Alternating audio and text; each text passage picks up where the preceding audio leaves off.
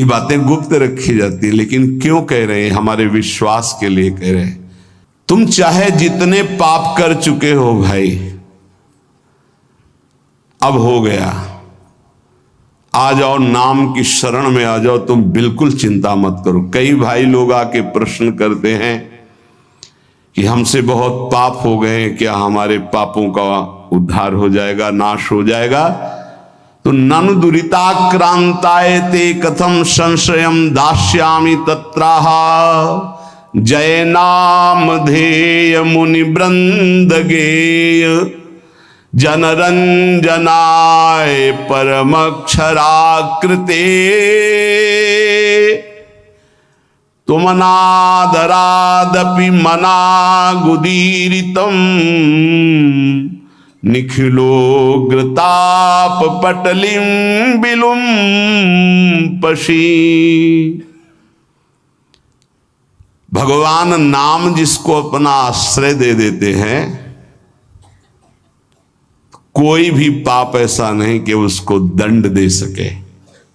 ध्यान रखना, नहीं प्रश्न खड़ा हो जाएगा, फिर महात्माओं को एक कष्ट क्यों मिलता है? ना नवीन पाप, वर्तमान का नहीं पाप, पूर्व के संचित पाप नहीं, ये प्रारब्ध का है जिससे शरीर रचना हो गई। यहां संचित भस्म, आगे त्रुटि हो जाएगी वो भस्म, वर्तमान में त्रुटि हो गई वो भस्म। बहुत विवेक की जरूरत है सत्संग सुनने के लिए। अगर आप नहीं सुनेंगे तो प्रश्न खड़ा हो जाएगा कि सर्व पाप नाशक नाम है, आप ऐसा कह रहे, तो फिर महात्मा जन क्यों भोगते हैं? ये पाप का फल वर्तमान का नहीं है, ये भूत का नहीं है, ये भविष्य में हो जाएगा तो भी उसका नहीं है। ये प्रारब्ध भोग है जो अनेक जन्मों के संचित कर्म गोदाम से निकालकर इस शरीर की रचना हो चुकी है। अब हम भजन कर रहे हैं, रचना पहले हो चुकी कि 25 वर्ष में ये होगा, 30 वर्ष में ये होगा, 45 वर्ष में ये होगा। मैं जिसको अपना आश्रय दे देता हूं, कौन? नाम। भगवान कह रहे नाम ये साक्षात सच्चिदानंदमय है। बड़े बड़े मुनिगण मेरा गायन करते हैं, मैं भक्तों के हृदय का अनुरंजन करने वाला हूं, मैं अक्षर रूप से अवतार लेता हूं। ध्यान रखिए, ये हमारे लिए भगवान का अवतार हमारे मुख में, हमारे मानस पटल में, हमारे हृदय में हो रहा। क्या? राधा। ये अक्षर अवतार है भगवान का। मैं अक्षरों की आकृति धारण करता हूं, जो मेरी शरण में आ जाता है मैं उसकी जय करा देता हूं। जिते विनायक शुभ अशुभ विघ्न करे नहीं कोई, विघ्न करे नहीं कोई, डरे कलिकाल कष्ट भय, हरे सकल संताप हरस हरिनाम जपत जय। पक्का ये सत्य है, ये वैभव संपन्न है, ये अकाल है। बोलते हैं सिख भाई, जो बोले सो निहाल, सत्य श्री अकाल।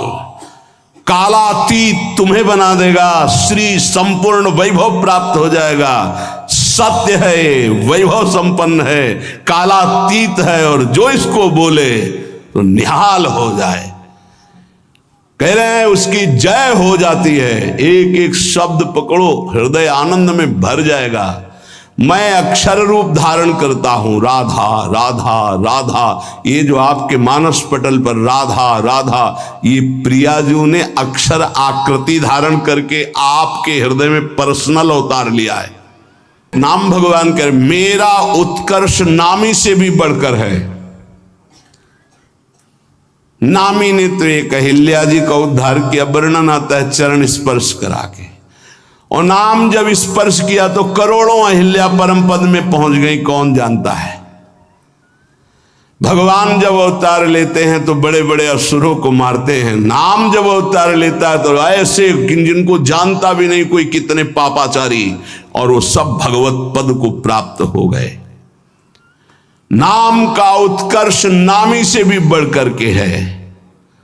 यह उत्कर्ष केवल हम सबके कल्याण के लिए नाम भगवान धारण करते हैं। जो आदर पूर्वक नाम जप करता है उसकी तो बात ही क्या है। सादर सुमिरन जे नर कहें, गोपदीयु भवसागर तरे। गाय के खुर के गड्ढे में जैसे जल भराओ तो पार होने में क्या देर लगती है, ऐसे भव समुद्र पार हो जाता है जो सादर नाम जप करता है। लेकिन यहां कह रहे हैं यदि अनादर पूर्वक भी जपे, उपहास करने के लिए, संकेत, या देखें भाई क्या होता है नाम जप करने से, आदि आदि, बहुत ऊंची बात लिखी। लिंग देह पर्यंत समस्त भयंकर पाप समूहों का समूल नाश करके भगवदाकार वृत्ति प्रकट कर देता है नाम। लिंग देह नष्ट होने का मतलब अगला जन्म अब नहीं होगा, उसी से होता है जो सूक्ष्म शरीर कहते हैं। खत्म खेल। नाम नामाकार वृत्ति, ये बहुत बढ़िया चांस है। जो रोज ये आपको सत्संग मिल रहा है, आप पकड़ लीजिए, पकड़ लीजिए। अगर आप पकड़ लेंगे तो निहाल हो जाएंगे, इस बात को समझ लीजिए। न च नामाभाषः पापान्येव दग्ध्वा निवर्तते अपितु स्वावाच्ये भक्तिं च प्रकाशयतीत्याह। नाम की तो बात जाने दो, नामाभाषी तुम्हारे पापों का सर्वनाश कर देता है। जैसे आप पूरा नाम कहना चाहते थे राम, लेकिन रा उच्चारण किया, मां नहीं कह पाए और शरीर छूट गया तो आपको भगवत प्राप्ति हो जाएगी। पूरा नाम उच्चारण करना चाहते थे राधा, पर रा उच्चारण हुआ, धा नहीं कर पाए और शरीर छूट गया, आपको भगवत प्राप्ति हो जाएगी। यदा भासोप्यद्युन कवलित भवध्वांत विभवो दृशम तत्वाधानामपि दिशति भक्ति प्रणयनीम जनस्तस्योदात्तं जगति भगवन् नाम तरणे कृतीते निर्वुक्तुम का इहि महिमानं प्रभवति। यदि जिह्वा से निकल रहा है राधा राधा राधा राम कृष्ण हरि जो नाम, बोले ये पाप ही केवल भस्म नहीं कर देता, पाप प्रवृत्ति को भस्म करके विशुद्ध भक्ति को प्रकाशित करता है। ये बहुत पाप की जड़ है पाप प्रवृत्ति, दुर्वासना मम सदा परिकर्षण। ये बहुत ऊंची अवस्था तक जाती है, चिंगारी रूप भगवत साक्षात्कार तक बनी रहती। ध्यान रखना, भगवत साक्षात्कार जब होता है तब बात खत्म हो जाती। मम दर्शन फल परम अनुपा, जीव पाओ निज सहज स्वरूपा। ये छोटी मोटी साधना से दबते हैं, चिंगारी बनी रहती, घास फूस मिली, हवा अनुकूल पड़ी तो ज्वाला बन जाएगी। यदि आपकी जिह्वा पे नाम चल रहा है तो नाम सूर्य की तरह प्रकाश करता है अंदर। कोई आंधी तूफान किसी तरह बुझा नहीं सकता। ये आग नहीं है, ये सूर्य का तेज है। संसार में कौन ऐसा प्रवीण होगा जो नाम की संपूर्ण महिमा कहने में समर्थ हो? कहूं कहां लगी नाम बड़ाई, राम न सकहीं नाम गुण गाई। भगवान भी अपने नाम की महिमा का पूर्ण वर्णन नहीं कर सकते तो औरों की बात क्या। असमोर्ध महिमा आज तक कोई नाम की यथार्थ नहीं कह सका। 2000 जिह्वा वाले भगवान शेष जी महिमा का वर्णन करते करते पूर्ण आज भी नहीं कर पाए। कोई नहीं, ऐसा नाम का प्रभाव है कि कोई नहीं आज तक पूर्ण महिमा का वर्णन कर पाया। तत्व दृष्टि से जो विहीन जन हैं उनको भी तत्वबोध प्रदान करने वाली सामर्थ्य नाम में विराजमान है। अथई कांतिक भावो नोपासितम नाम भोगैक विनाश्यमपि प्रारब्धम विनय भोगाद विनाशयतीत्याह। यदि नाम जापक उपासक चाहे कि मुझे प्रारब्ध ना भोगना पड़े तो ये भी सामर्थ्य भजन में है कि प्रारब्ध नष्ट कर देगा, पर भगवत प्राप्ति में बाधा आ जाएगी। भगवत प्राप्ति में बाधा आ जाएगी। यहां ध्यान दीजिए, अगर किसी को ऐसा लगता हो कि भजनानंदी संतों को जो रोग आता है अगर भजन में दम हो तो मिटा दें, तो आप देख लीजिए शास्त्र प्रमाण। वो कह रहे अथई कांतिक भावे नोपासितम नाम भोगैक विनाश्यमपि प्रारब्धम विनय भोगाद विनाश्यति। बिना भोगे प्रारब्ध का विनाश हो जाएगा भजन करने से। तो क्यों नहीं करते संत जन अपने प्रारब्ध का नाश? क्योंकि भगवत प्राप्ति में बाधा पड़ जाएगी। तो शरीर अविनाशी थोड़ी है। मानो कैंसर है, किडनी फेल है, ये है, वो है, तो ये अपने समय तक के लिए है। जहां समय पूरा हुआ तो जिनकी किडनी ठीक है वो मरते नहीं है क्या? जिनको कैंसर नहीं वो मरते नहीं क्या? अरे बड़े स्वस्थ गाते बजाते चले जाते हैं। गाना बज रहा है, वो आगे गाड़ी में राधा वल्लभ श्री हरिवंश गए। समय है एक इसका, इसको ज्ञान होता है भक्त का। तो भक्त अपने भजन का प्रभाव प्रारब्ध नष्ट करने में नहीं करता, ध्यान रखना। नहीं तो शास्त्र आज्ञा करता है कि भोगैक विनाशमपि प्रारब्धम विनय भोगाद विनाश्यतीत्याह। बिना भोगे प्रारब्ध का नाश हो जाएगा। अभी तक सुनते रहे कि पूर्व पाप, संचित कर्म पाप और आगे वर्तमान में हो, ये सब अहम तो हम सर्व पापेभ्यो मोक्षयिष्यामि मा शुचा, प्रारब्ध भोगना पड़ता है। तो अब यहां कह रहे हैं कि अगर नाम निष्ठा पूर्वक जपा जाए, अथई कांतिक, एकांतिक भाव, नाम किसी हमारे पास और कोई बल नहीं, कोई साधन नहीं। अथई कांतिक भावो नोपासितम नाम, जो भाव से नाम की उपासना करता है तो भोगैक विनाश्यमपि प्रारब्धम विनय भोगाद विनाश्यतीत्याह। बिना भोगे प्रारब्ध का नाश हो जाएगा। जैसे श्रीधर बाबा हमको एक चरित्र सुनाए थे राधा कुंड के संत भगवान का, कि वो रोज सोहनी लगाते थे राधा कुंड में। कोई थूक दे कोई ऐसा तो उसे साफ करके राधा कुंड के जल से, कि हमारे प्रिया प्रीतम यहाँ विहरण करते हैं। और भिक्षान्न से उदर पोषण करते थे, खूब निरंतर नाम जप करते थे। एक दिन वो राधा कुंड की सेवा करके बैठे ही थे कि एक काला दुर्गंध युक्त पुरुष आया। उसने कहा बाबा मुझे स्वीकार करो। तो बोले कैसा? बोले मैं 12 वर्ष का गलित रोग कुष्ठ हूं जो तुम्हारे शरीर पे आना चाहता हूं, पर इतना भजन है कि मैं बिना आपकी आज्ञा के आ नहीं सकता। मैं प्रारब्ध हूं आपका, 12 वर्ष गलित कुष्ठ। उनका भाई इतना समय नहीं हमारे पास कि मैं भोगूं, ये हमसे तुमसे नहीं पूछा जाएगा। हाँ ही ऐसे बड़े भजनानंदी गुरुजनों की बात है, उनका हमारे पास समय नहीं है। दूसरे दिन फिर बाबा स्वीकार करना पड़ेगा, हम 12 वर्ष का गलित कुष्ठ 6 साल में भुगवा देंगे। नहीं हमारे पास समय। क्रम से रोज आते रहे। एक दिन आए, बोले बाबा स्वीकार कर लीजिए प्रारब्ध, या फिर भजन से नष्ट कर दीजिए। और भजन तो नहीं देंगे, भजन नहीं देंगे। तो बोले बाबा स्वीकार करो। तो बोले 24 घंटे स्वीकार करने पर आप राजी रहेंगे? तो बोले 12 वर्ष का कष्ट 24 घंटे में दूंगा, आप भोग पाएंगे? तो उनका हमारी बात तय है, तुम पूरे 12 वर्ष का जितना कष्ट है वो हमें 24 घंटे में दे दो, मैं स्वीकार करूं। बोले कोई औषधि नहीं, कोई पानी देने वाला नहीं रहेगा, दरवाजा आप अंदर से बंद करेंगे? बोले बिल्कुल अक्षरशः ऐसा। बाबा ने अपने शिष्यों से कहा दरवाजा बंद कर रहा हूं, आज इसी क्षण समय देख लीजिए, 24 घंटे तक कोई हमारे कमरे में नहीं आएगा, कोई विक्षेप नहीं पहुंचाएगा, हम खुद निकल आएंगे। जे ही का स्वीकार है, पूरा शरीर मवाद से युक्त हो गया, भीषण पीड़ा कढ़ाते रहे, हा कृष्ण हा कृष्ण। और 24 घंटे व्यतीत होने के बाद संपन्न हो गया। जब बाहर निकले तो तेजोमय स्वरूप किए। उन्होंने प्रारब्ध भोगा, ना कि भजन दिया।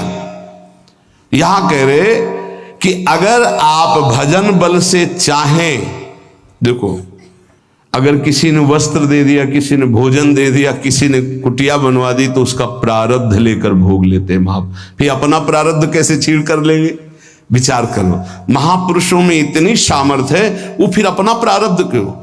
उनको विशुद्ध ज्ञान है कि शरीर नाशवान है, हम भोग सकते हैं, ये नहीं भोग सकते हैं। पर कोई भी साधक चाहे तो प्रारब्ध का नाश कर सकता है, पर साधक वही जो चाह मिटाने के लिए भजन करता है, शरीर को सुख प्रदान करने के लिए नहीं। पर हमारे शास्त्र में सिद्धांत है, अथैकांतिक भावे नोपासितम नाम भोगैक विनाशमपि प्रारब्धम विनय भोगाद विनाशयति त्याहा। एक बार भाई जी महाराज हरिद्वार में ऋषिकेश में बहुत ही हालत खराब थी, उठना बोलना बंद था, बड़े कष्ट में थे। इतने में श्री सीताराम ओंकारनाथ जी महाराज आ गए, बड़े सिद्ध महापुरुष थे। उन्होंने कहा कि कुछ मिनट भाई जी से वार्ता करनी है, तो उनका इस समय तो नहीं हो सकती क्योंकि बहुत शिथिल और बहुत पीड़ा है। बोले आप सूचना दे दीजिए। तो भाई जी से कहा कि श्री सीताराम ओंकारनाथ जी महाराज पधारे हैं आपके दर्शन के लिए, कुछ संभाषण कर। ऐसे बैठ गए जैसे आराम से लेटे हो। कहाँ हैं? और गए और गंगा जी के किनारे चौकी पर बैठकर दोनों महापुरुष घंटों भगवत चर्चा हुई, और फिर आए और जे भी आके सैया पे लेटे, फिर वैसे। क्या ये प्रारब्ध उनके ऊपर शासन कर रहा है? नहीं। बस यही भूल संसारियों से हो जाती कि अगर भजन का ये परिणाम है कि दुख ना हो तो महात्मा को कष्ट क्यों है? नहीं, बिल्कुल कष्ट नहीं है, बिल्कुल कष्ट नहीं। तुम उसे नहीं जानते हो, तुम बाहरी ढांचे को कष्ट में देखकर कष्ट जानते हो। अगर तुम्हारे अंदर वो विवेक हो, वो सामर्थ्य हो, या कोई मशीन बनी हो, उनकी छाती में लगा के देख लो, ऐसा परमानंद विश्व में किसी को नहीं होगा जैसा भगवत भजन करने वाले को होता है। भोग के द्वारा ही प्रारब्ध का विनाश होता है, ऐसा शास्त्रों में पाया गया। पर नाम में इतनी सामर्थ्य है, प्रारब्ध कर्म भोगे बिना नष्ट हो जाएगा। नहीं तो प्रारब्ध बड़े बड़े तपस्वी ज्ञानियों भक्तों ने भी स्वीकार करके भोगा है। प्रारब्ध कर्म स्फुरण होके नष्ट हो जाएगा। स्फुरण स्वप्न में देखा आपने, 4 लोग आए, मार लाठी आपको बहुत पीटा, आंख खुली, एक और डंडा ले लगे, प्रारब्ध भोग नष्ट हो गया। कुछ प्रारब्ध भोग भगवान भगवा देते हैं और हजारों प्रारब्ध भोग कटवा देते हैं। हजारों प्रारब्ध भोग स्वप्न में कटवा देते हैं। विश्वास करना, भगवान बड़े लीला बिहारी हैं। अपने जनों के प्रारब्ध को बहुत मात्रा में जो लिखे हुए हैं उनको तो स्वप्न में कटवा देते हैं, कुछ ऐसे थोड़े देते हैं, और वो भी ऐसा मार होता है प्रारब्ध का भगवान के भक्तों का।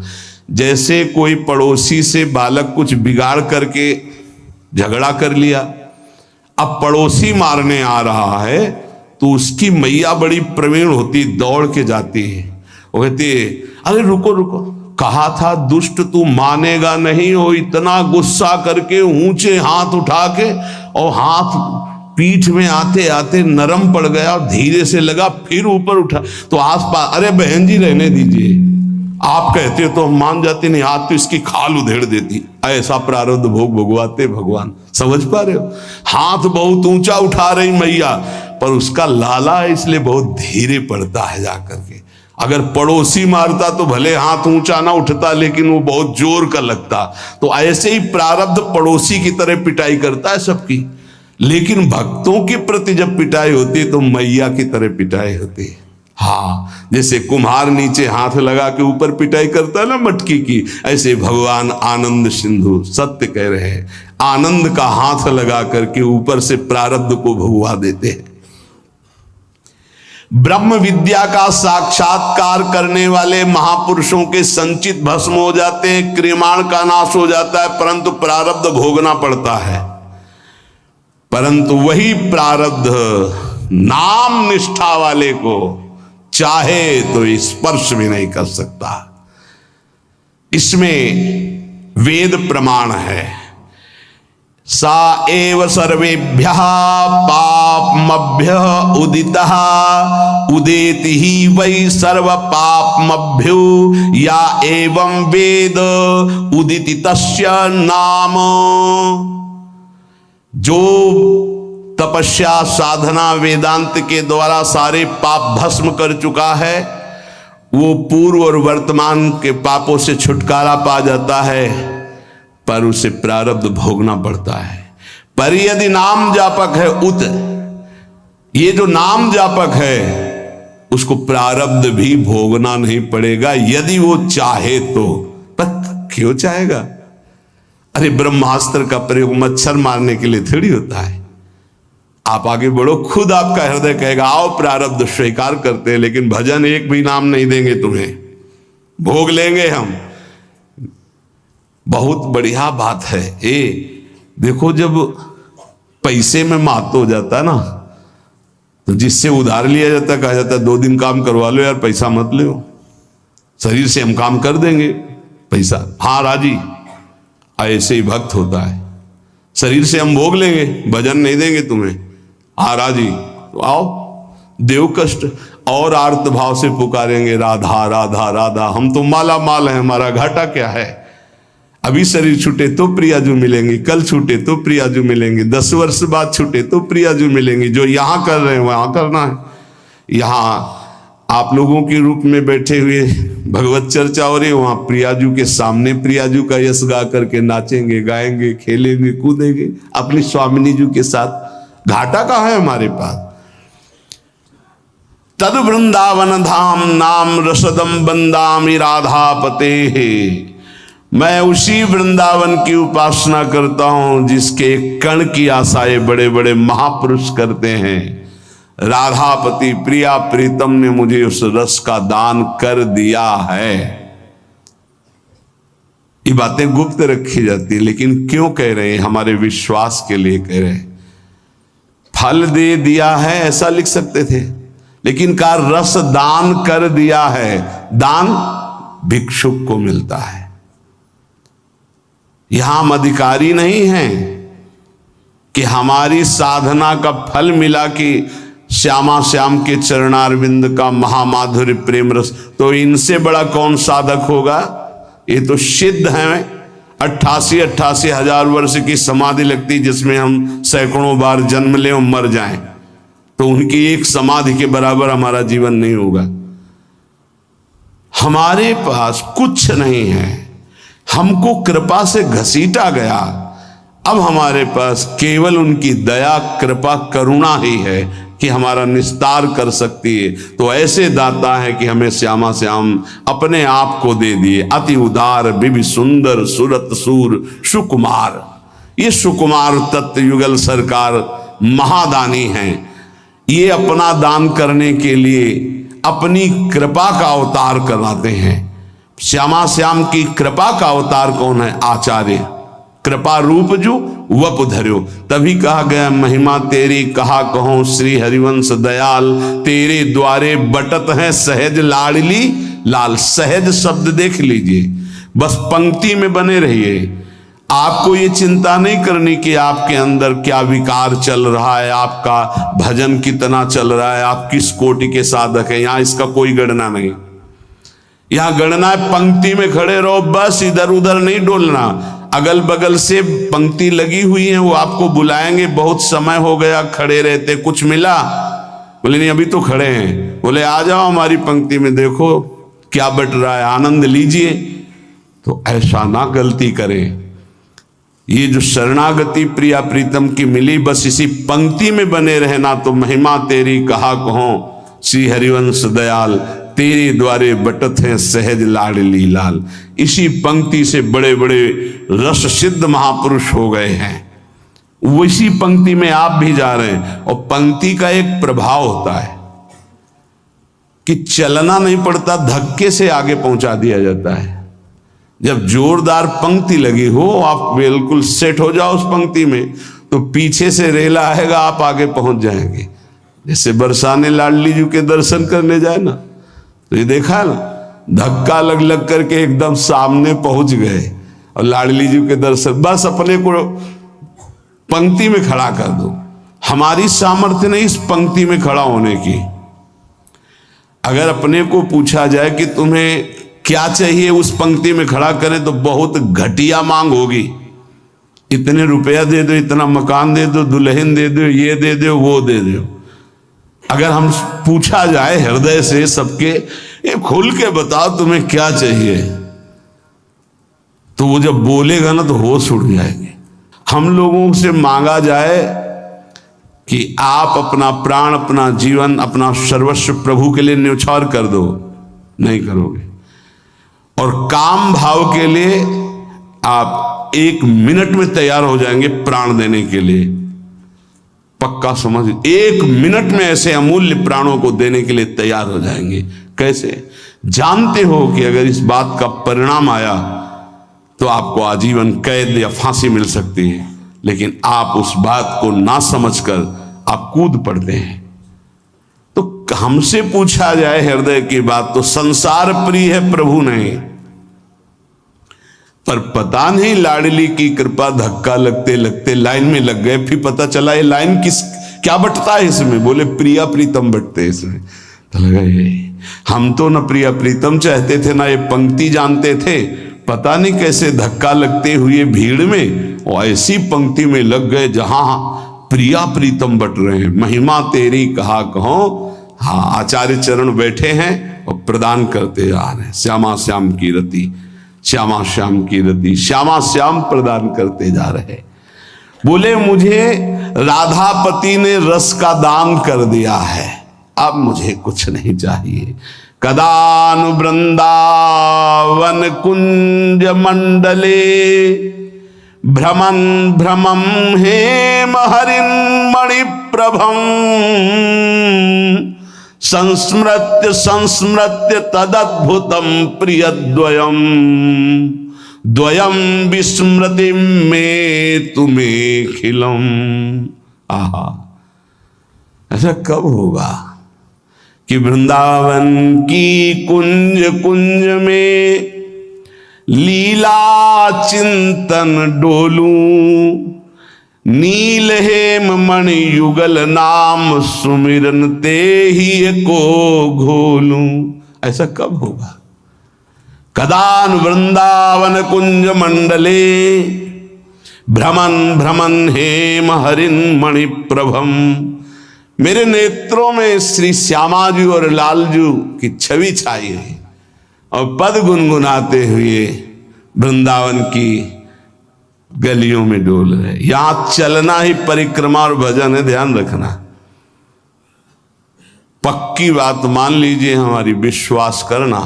यदि संपूर्ण शरणागत हो तो तुम्हें अलग से भजन करने की जरूरत नहीं। पूरा भजन आपका हो रहा है, आपका चलना परिक्रमा हो रहा है, आपका सोना समाधि माना जाएगा। धाम में हो या भगवत आश्रित कहीं भी हो, पूर्ण शरणागति की बात कर रहा हूं। आपका हर बात बोलना यश गाना होगा भगवान का, और आपकी एक एक श्वास भजन माना जाएगा। आपका भोजन पाना भी भोग लगाना पूर्ण यज्ञ माना जाएगा।